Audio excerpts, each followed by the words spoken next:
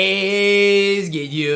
It's your boy Sam back here with another video. And in this video today, guys, we're going to be going through and talking about each and every one of the lock-in sets that we have seen in NBA 2K24 MyTEAM. Talking about, have they been worth it or not? Have they stood the test of time? As we dive into that, if you are new to my channel and have not yet, make sure you guys do smash that subscribe button as we are on the road towards 130,000 subscribers. So when we started off on the 2K day set, back then, I feel like we didn't really have that many good cards in my team. People were running like Wemby day one. And I mean, Clay, Chris Webber, and Jason Tatum were all fantastic for their specific time. Now, my question would be, were any of them worth the lock-in? I don't really think so. And if there was, I feel like it's Jason Tatum just because he was the best overall out of them all. The problem is the amethysts that came with them were Andrew Bogut, Jason Williams, and Al Horford. None of those cards were great. Al Horford was fine. And I guess you got Ron Artest, who was decent. But in general, I don't think most of those were worth locking in. From that day forward, we then saw like the legendary pass sets. I gotta be honest with you guys. There were some good cards in this, okay? Let's start with the Devin Booker. Devin Booker was absolutely outstanding. Damian Lillard, for his specific time, was absolutely outstanding. Dirk kind of stunk. Ben Wallace was okay. J.R. Smith kind of stunk. Even when you look deeper on, Jason Kidd was fine. Amari Stoudemire wasn't bad. Iggy was really solid. And then obviously Shaq was the ultimate lock-in. Now, I locked in for Shaq just more importantly than anything. I had a great stream that day. People wanted me to get Shaq, so I got him. He was $150. Was he worth that? Well, I don't necessarily think Shaq was worth that, but Shaq still plays for me. And that's a big thing, knowing that Shaq got released. Let me look when the last Legendary Path set came out. Shaq got released on September 20th, and he still plays on my squad, what, nearly 6 weeks later. And so that's the one thing that I think Shaq has going for him compared to basically all of the other lock-ins that we've seen, is he still plays on my squad. And if you really wanted to still play Devin Booker, you could do that, because Devin Booker is still one of the top shooting guards in the entire game. Dame has been absolutely ridiculously good for limited stuff like that. In hindsight, obviously, $150 for Shaq was not worth it, especially, you know, considering a lot of these cards weren't great. But there was a lot worse values, and I'm about to talk about some of them. The following week, I locked in this Mirage set. Now, a big reason I locked this set in is because I love Scottie Pippen so much that I thought this duo of T-Mac and Scottie would play for the foreseeable future. Now, I don't want to sit here and say T-Mac can't play, but T-Mac definitely does not play for me anymore. I like Brandon Roy more. I like MJ more. If I didn't have MJ, I'd probably still be running T-Mac, but this set was definitely not worth it. I think it was like $70 to lock in VC-wise, and I had a lot of that leftover VC. I think I actually got all this with MT. But looking back on it, I wish I would not have locked this in and just bought Scottie Pippen, because D-Rose wasn't good. Malone, Boogie weren't great. Kyle Korver obviously is fine for what he is, but hindsight being 2020, I would not have locked this set in. T-Mac was not good enough for locking that set in, especially if you had Devin Booker. That's the big thing for me. If you had Devin Booker, this was not worth the lock-in. Scottie Pippen obviously is elite, but the rest just were not it. Then we saw this level up set. And honestly, if you got Mitch Richmond early, it's a cheap set to get into lock-in. For me, I still don't think it's worth the 20,000 MT because I have a good front court. You know, I had Shaq at the time. I had Ruby Giannis at the time. I just don't think Shawn Kemp is that good. If you locked in this set, and I feel bad for you, it's probably because you listened to DBG, who said that Shawn Kemp was an equal level to Anthony Davis. Now, this set, I'm praying you guys did not lock in, because I know you get Hall of Fame posterizer with it in every bronze badge in the game, and there are some pros to it. But here's the deal. I got Anthony Davis day one, used him for a while, sold him back. And I'm so glad I did that. If you wanted to buy Dr. J as well, used him for a while and sold him back, that's fine. I just hope you guys did not lock this set in, because looking back at it, it's a lot of MT that you locked in for basically badges, and that is not worth it. So I'm praying you guys did not lock in the Showtime set, and if you did, I feel really badly for you. Yes, AD, Julius Erving, Vince, they can still play, but obviously at this point, not worth it. Now, Steph Curry, I locked him in as well. It is sad when I go back and see that I locked in the Legendary Pass sets, Mirage sets, and then the Cooking set. This is my biggest regret, is locking in this set. Because when you look at it, it's super expensive. I'm pretty sure it was like $100 to do. And Steph Curry, in my opinion, isn't better than Kyrie Irving. And so that's the problem for me, is I wanted to get Steph. I wanted to try him out. I wanted to give you guys gameplay. But nobody else in this set plays. Hakeem's not good. Zion stinks. Troydan is absolutely horrible. The Rubies aren't good. Marcus Camby's decent for a Sapphire. But none of the rest of these cards play.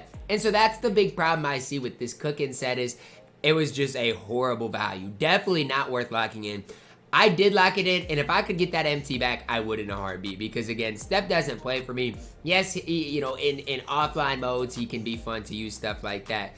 But definitely was not worth the lock-in.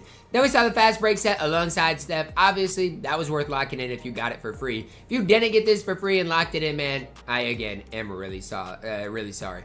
The perfect build sets.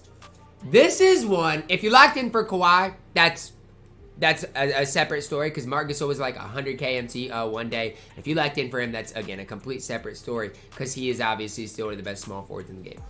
If you locked in for each and every one of these cards, I genuinely feel bad for you. I genuinely do. Because there is not one card that I see here that is a top 5 card at their specific position outside of the Kawhi Leonard. Nobody else is. You look at Blake Griffin, no. You look at Oscar, no. You look at any of these other cards, Larry, AI, no. Kevin Durant obviously is solid, but there are cards that are just as good as Kevin Durant. Kevin Durant's not the Shaq level. When Kevin Durant came out, I'll give you the guys the exact day. The perfect builds last set would have been October 13th, I believe. That's when Kevin Durant came out. That was only a few weeks ago. And it's already getting to the point where whenever I see Kevin Durant, I'm not really worried. When I saw Shaq, I got a little nervous because he was by far and away the best center in the game. I mean, I'd even go as far as saying Scottie Pippen is nearly as good as Kevin Durant. So the one thing I'm glad about that I did not do in the first season is lock in for Kevin Durant, because he is 100% not worth it. If you got Kevin Durant and you're a big fan of him, I mean, that's fine. Use him and have fun with him. But I'm telling you guys, for $150, he was not worth it. Maybe he was a little cheaper than that, but still, absolutely not worth it. Then we saw the Dunktober set for Luka Doncic. And if you lock this thing in, I am so sorry, because Luka Doncic is a bona fide scrub. Now, the one thing I would say about it is I have not played too many Lukas in my team, and so I feel like the my team community in general knew that Luka was not going to be good, and nobody really locked in for him. That is the one thing I personally see. Not a lot of Luka Doncic's. Now, maybe some people did lock him in, and if you did, I feel really badly for you, because there were 3 Ammies in the set, 3 Rubies. It was not cheap. Probably, again, $70 for Luka, and for that, he was absolutely not worth it. He might have even been more than that, more expensive than that, and that was horrible. This set in general was not great. Ja, Throws, and Cat, they're okay. Serge Ibaka was good, but definitely not worth it. Now, this was 100% worth it. And I know you lost value in the Sapphires. I did too. But Dwyane Wade is the best point guard in the game, in my opinion. He's so complete badge-wise. His release isn't necessarily cheesy, but it's not bad. This is the set, and I can't even say lock in, but I'm kind of going to because it was not free. This is the set I'm so glad I went through and got. Dwyane Wade made things so easy for me. And again, I had to spend basically 50,000 MT after I sold everything back to get the card, and I am so glad I did. So that's the one thing that I will say when looking back on lock-ins is Dwyane Wade was absolutely elite. Do I wish he was free? Absolutely. I mean, I feel like everybody wishes he was free, but from what he is, what he was, I mean, I would still go and recommend getting him. That's how good Dwyane Wade is. Still think he's the best point guard in the game. So if you don't have Wade and have some extra time, I would go get him. Lift-off sets, if you locked in for Tim Duncan or Carmelo Anthony, I'm sorry. And I do see a lot of Carmelo Anthonys, and I get it, right? Carmelo Anthony isn't that expensive. Like, if you go in here to the player market, and let's say I wanted to get Carmelo Anthony, he is not that expensive.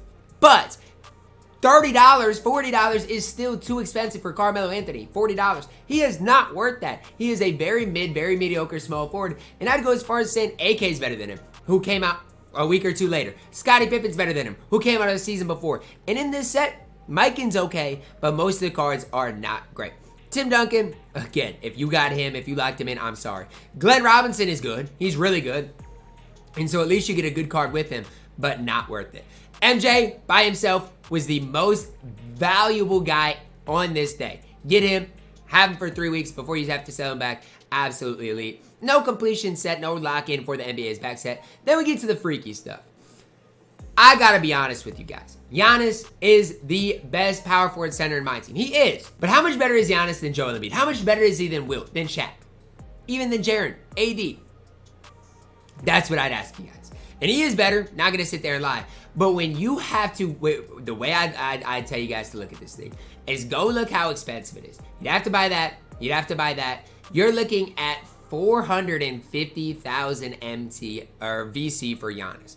Basically $100, plus you gotta grind out all of these things and you gotta lock it in. Now the nice part about Giannis is you get Paul George, one of the best shooting guards in the game. You get Chet, who can also play. You get some guys with it, some guys that can do some things. And so that's nice. You get AK as well. But for me, I just don't think it's worth it. You look at my squad, and I think Jaren and Chris Bosh are nearly just as talented as Giannis. So I'm not locking that in. Plus, who knows? Next week we might see LeBron. And then what if we see LeBron or Kobe next week? Are you guys going to spend more money then?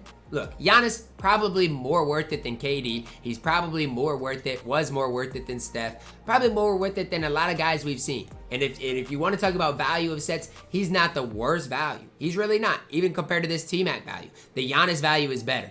But do I recommend it? No. Because I just know this is about the time of year where 2K starts to ramp up content, especially heading into the holiday season. So obviously, Giannis, I would say decently worth it because you get a lot of good players, but I'm glad I did not lock him in.